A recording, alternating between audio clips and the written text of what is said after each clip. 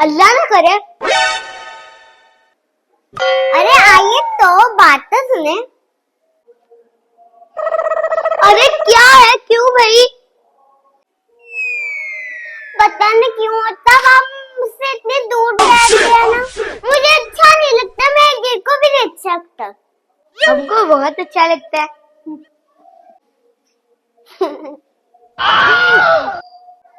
शायद ये सच है कि दूरियां प्यार को बढ़ा देती है।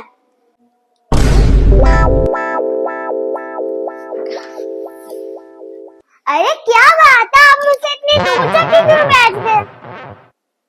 अभी तुमने तो कहा था कि दूरियां बढ़ने से प्यार बढ़ता है। अरे सुनो, जान पूछ के नहीं, जो मजबूरी में हमसे दूर चले जाते हैं उन लोगों में प्यार बढ़ता है। अरे हाँ, मुझे याद आया, मुझे ऑफिस के काम से पूरा 1 महीना आउट ऑफ सिटी जाना है। ओके भाई, मैं जा रहा हूँ। बट मैं रुक जरा, तुझे मैं बुलाती हूँ।